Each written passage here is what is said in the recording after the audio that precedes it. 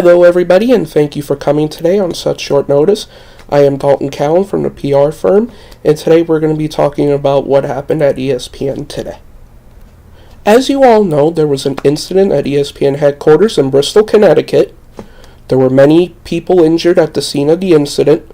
Investigators are blaming ESPN for the incident due to not keeping the building up to date with code in Bristol, Connecticut. How this incident can hurt ESPN's reputation is that a huge number of viewers would stop watching ESPN due to not being able to trust ESPN. Viewers are dropping at an alarming rate for ESPN because of them talking about politics right now. So if this comes out that they were responsible for the incident, viewership would drop way faster than it's been due to the fact that viewers would not be able to trust ESPN as a company. Sports leagues like the NFL, MLB, FIFA, and the NBA would end all agreements with ESPN to show their events on all ESPN networks due to the backlash from the public and the consumer from the incident. The spokesperson for ESPN should be after this incident is James Pierdo, president of ESPN. James would present great insight for the media to tell them what ESPN will do to make sure an incident like this will never happen again. He would also provide up-to-date details on the construction and the updates of the building that was affected today due to this incident. The target audiences ESPN should reach with this PR campaign is 18 to 45-year-olds who have a phone and social media, because they always go on their phone at least once a day, and it would be easier for them to find out that way than being glued to a TV set. And also 45 to 60-year-olds who watch TV and read a newspaper. Due to them not having a smartphone and not understanding technology, they are always they're always going back to the old-fashioned way of finding the news through newspaper and TVs.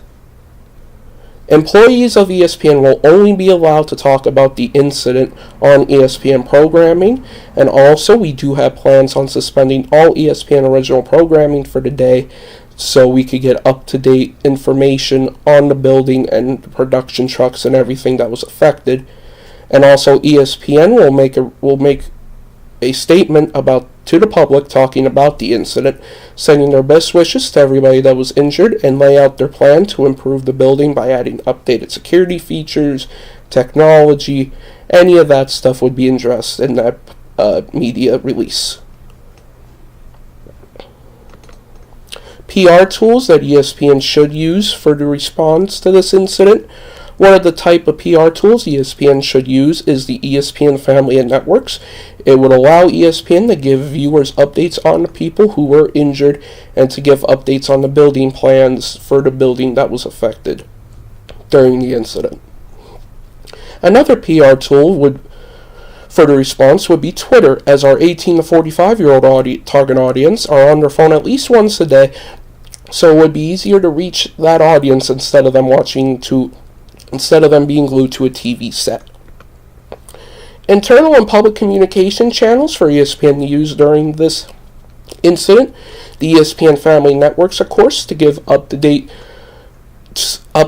information to the 45 to 60-year-old viewers who have a TV and who have newspapers, so they could stay up to date on what's going on with this issue. Also, the company's website, ESPN.com, it will give our 18 to 45-year-old target audiences the chance to find out what's going on and to also provide them up to date on when programming will resume at ESPN. Will any of the games be able to be shown on ESPN during that day, or will they be able to just watch them online? Public communication channels would be Twitter and Facebook, so ESPN could stay in the loop with people who just have a cell phone and who don't have TV, just to find out where everybody's stance is and if they would still watch ESPN even though with this mistake ESPN has made today.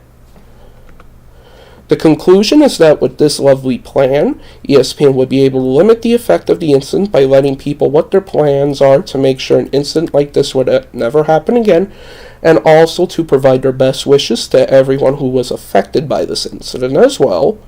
It would also allow ESPN to not lose any deals with any sports league or sponsorships that they would still have the Sports League shoulder programming on ESPN's family of networks even after a week or two break, and also sponsorships. Some of them would leave after the incident, but I predict most of them would stay if ESPN handled this correctly.